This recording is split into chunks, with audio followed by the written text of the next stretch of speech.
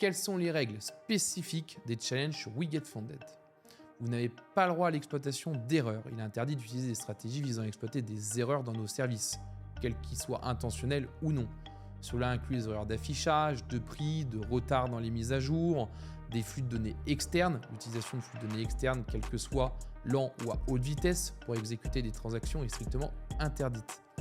La manipulation du trading, toute tentative de manipulation du trading, quel que soit, est aussi complètement interdit.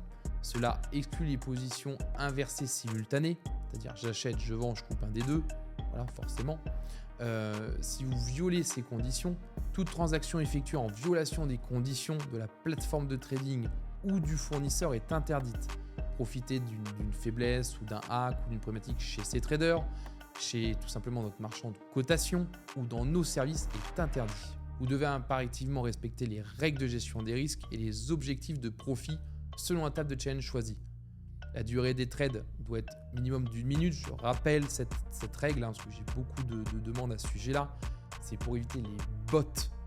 Si vous tradez, vous avez un trade de 30 secondes, de 40 secondes, ça arrive, un TP, un SL, un BE, c'est pas une problématique. On a mis cette règle en place pour éviter les bots. Parce qu'effectivement, des fois, on voit des trades records, il y a 500 trades de 3 secondes.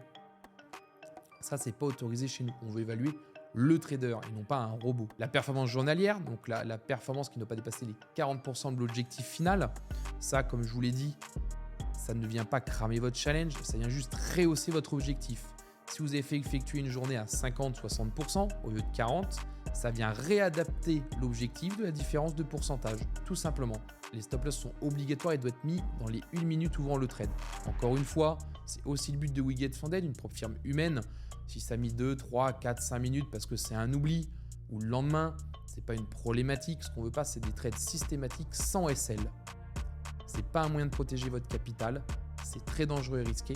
On n'en veut pas. Les pratiques interdites, l'utilisation d'émulateurs, les tradings d'arbitrage inversé, l'arbitrage de couverture, le scalping à haute vitesse, le trading en grille, les paris à sens unique, les copies d'autres trades.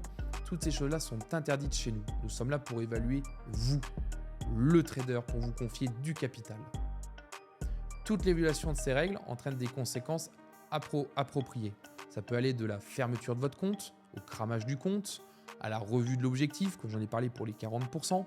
Voilà, donc toutes ces règles ne sont pas là pour rien, c'est pour vous protéger et pour nous protéger.